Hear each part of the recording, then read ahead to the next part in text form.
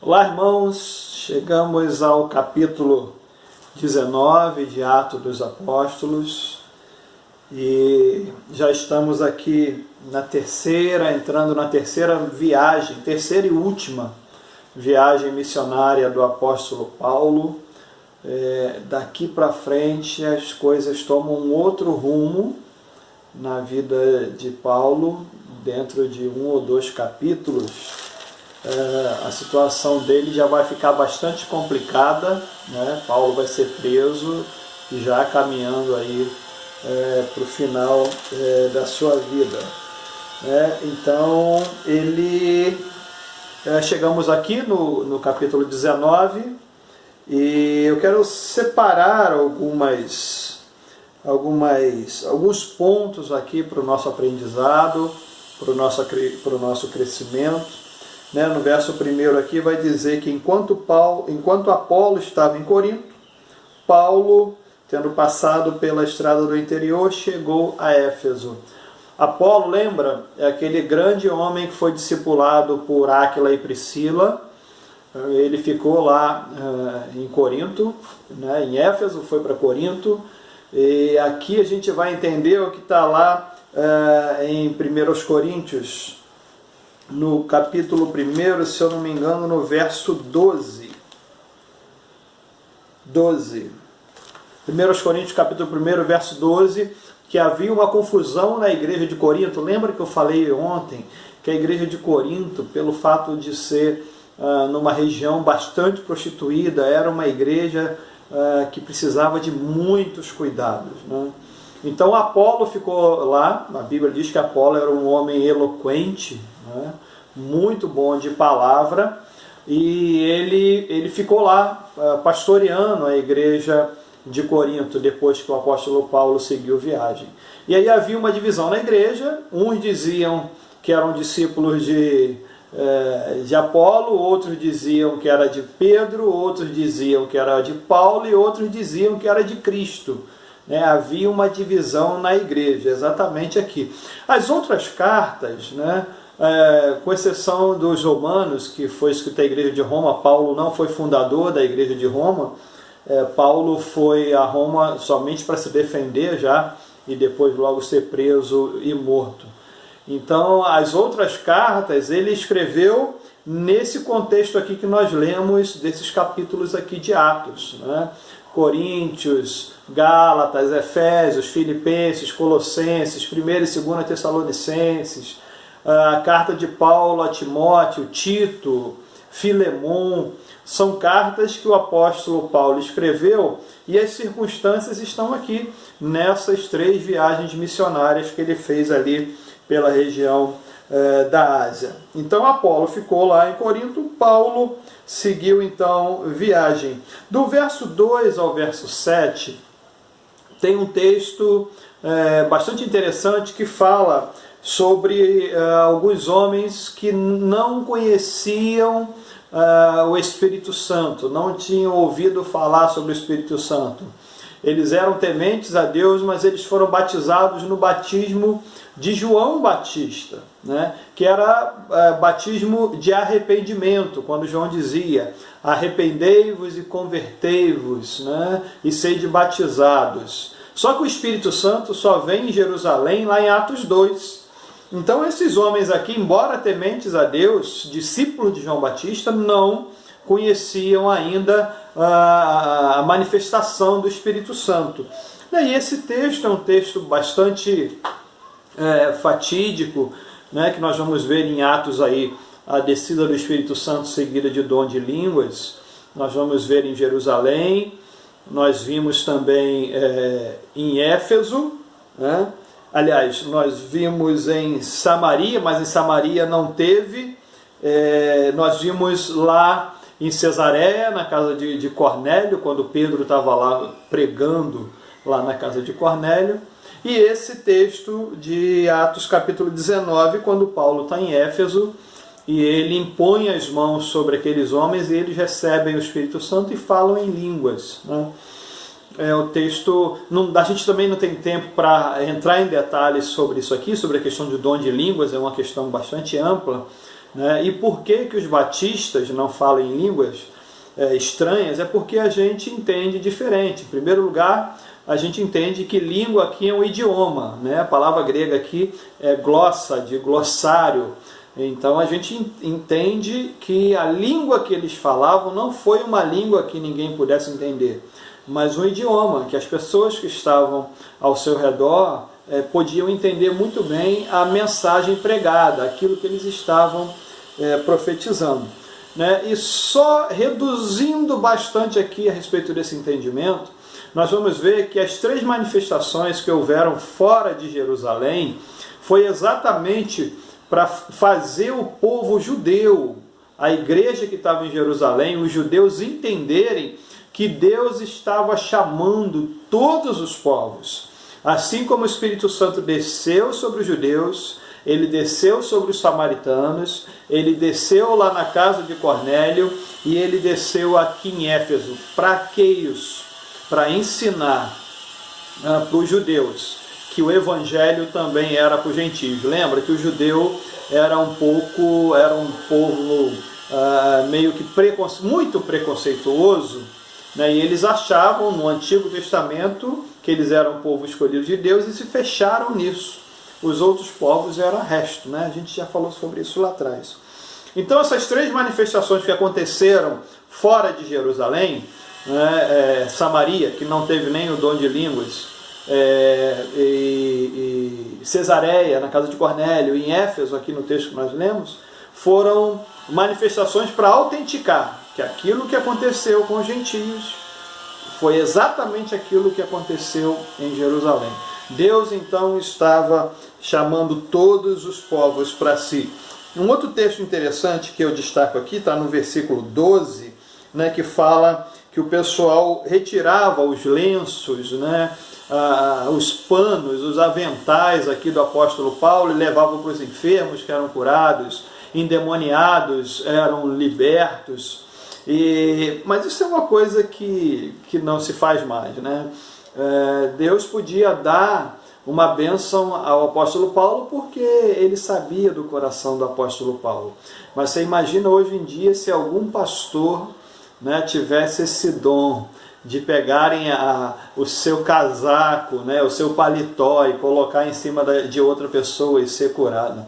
Você imagina o que ia acontecer, né? Que idolatria seria essa enorme, né? Então isso aconteceu naquele tempo, isso não se faz mais, não é comum isso. Se Deus quiser fazer, Deus faz tudo aquilo que Ele quiser, mas em termos de fato, de repetição histórica, não, isso não faz parte mais da forma que Deus trabalha hoje, né? Nós não cremos em nenhum objeto, a não ser a fé que nós temos em Jesus. Não cremos em nada, não cremos em sal grosso, não cremos em água do Jordão, não cremos em azeite do Monte das Oliveiras, não cremos em absolutamente nada de material.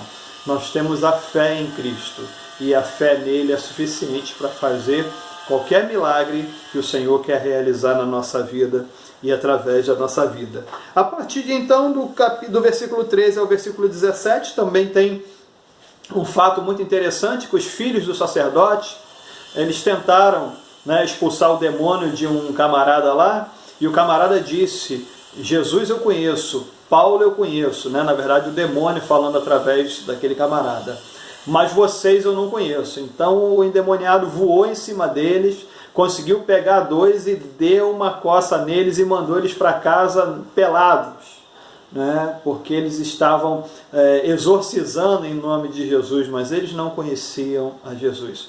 Agora veja que coisa interessante, o endemoniado dizer, na verdade o espírito maligno dizer que conhecia o apóstolo Paulo. O apóstolo Paulo era conhecido pelos demônios, porque ele estava fazendo uma arruaça. Através do nome de Jesus, o apóstolo Paulo estava fazendo uma arruaça no inferno. O apóstolo Paulo estava entrando com seus companheiros e a igreja que orava por ele estava invadindo o inferno e tirando as almas de lá. Então os demônios conheciam, o inferno conhecia o apóstolo Paulo, como fala nesse texto. No verso 19 também tem um outro texto interessante que vai falar que os feiticeiros, né, eles queimaram todo o seu material, seus livros, fizeram uma grande fogueira. O texto vai dizer que foi o equivalente, no verso 19, a 50 mil moedas de prata. Qual o significado disso aqui para a gente? Eles romperam com todo o seu passado. O apóstolo Paulo vai dizer isso. Ele vai dizer que todo o seu conhecimento, que era muito, muito grande, quando ele tem um encontro com Jesus, ele considera como nada. Perdeu completamente o seu valor. Há um rompimento daqueles feiticeiros. Após a conversão, eles romperam com o seu passado. Eles queimaram tudo aquilo que era da sua história do passado. O que você tem na tua vida? Seja de objeto, seja de questões emocionais. Após a conversão de Jesus, você morreu e você nasceu de novo para uma nova vida em Cristo. Então as coisas velhas já passaram e eis que tudo se fez novo. Agora, a partir da conversão daqueles feiticeiros, vida nova, foi deletado o passado deles e eles queimaram tudo aquilo que os prendia aquela vida pregressa de feitiçaria, né? De idolatria, feitiçaria, de todo engano, toda sorte de engano. No verso 21, Paulo então propõe-se a voltar para Jerusalém. Ele vai dizer para os irmãos da igreja de Éfeso lá que vai voltar para Jerusalém, e aí ele já vai voltar para ser preso, né? Então ele foi chamado, a chamada de Paulo foi para sofrer pelo Evangelho. Ele sabia muito bem disso. E era um homem que ia cumprir até o fim da sua vida a sua vocação, o seu chamamento. E ele faz exatamente isso.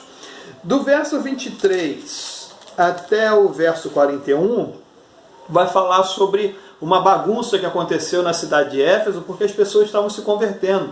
Você viu no texto aí, Éfeso era a capital, era onde tinha o templo da grande deusa Diana. E aí alguns homens que viviam fazendo imagens de Diana e vendendo e comercializando, eles começaram a ver que estavam perdendo os seus adeptos. Por quê? Porque eles estavam se convertendo, né? Há uns 4 ou 5 anos atrás eu vi uma pesquisa que falava que o mercado de cachaça estava diminuindo, porque tinha muito cachaceiro se convertendo no Brasil. Então, logicamente, eles paravam de beber a cachaça e o mercado, é claro, estava caindo, né? As vendas, então, o volume de cachaça vendida no Brasil estava diminuindo. Glória a Deus por isso. E lá em Éfeso estava acontecendo. As pessoas que compravam aquelas imagens, as imagens de seus ídolos, estavam se convertendo, jogando tudo fora, e aí o pessoal fica preocupado. Aqueles homens que ganhavam dinheiro com aquela idolatria estavam ficando preocupados, porque o negócio deles estava caindo, despencando, né, o mercado deles, e inclusive eles tinham medo de que o templo de Diana perdesse o seu valor.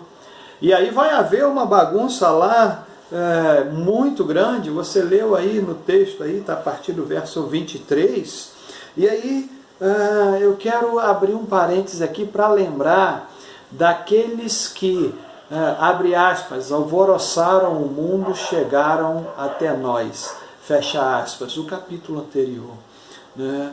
O apóstolo Paulo e sua equipe, através do Espírito Santo do Senhor, pelo poder do Espírito Santo do Senhor, eles alvoroçavam tanto a cidade que a idolatria, o mercado da idolatria estava sendo atingido.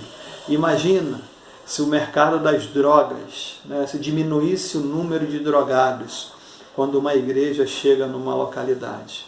Imagine você aqui do Galo Branco, se a gente tivesse a unção do Espírito Santo tal que tivéssemos aqui na igreja muitos ex-traficantes, ex-usuários de drogas, ex-alcoólatras. Quem já pensou se a gente alvoroçasse aqui o Galo Branco, e você que é de uma outra igreja, se onde você está congregando, se a tua igreja, se a tua comunidade ali alvoroçasse aquele lugar e aí os pecadores fossem se convertendo a ponto de ameaçar o mercado das drogas, o mercado das bebidas, né? Aqueles homens alvoroçaram o mundo, eles foram chamados para isso, e aonde eles chegavam, o mundo inteiro era sacudido através da pregação do Evangelho.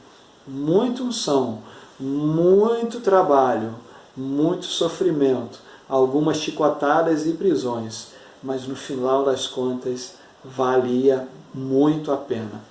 Quem sabe a gente não entra por um caminho de santificação, de consagração, tirando as coisas que não agradam ao Senhor na nossa vida, de forma que nós sejamos canais limpos para que o poder do Espírito Santo flua através de nós e alcance todas essas pessoas que estão envolvidas com a idolatria, com as drogas, com a bebida, com a feitiçaria.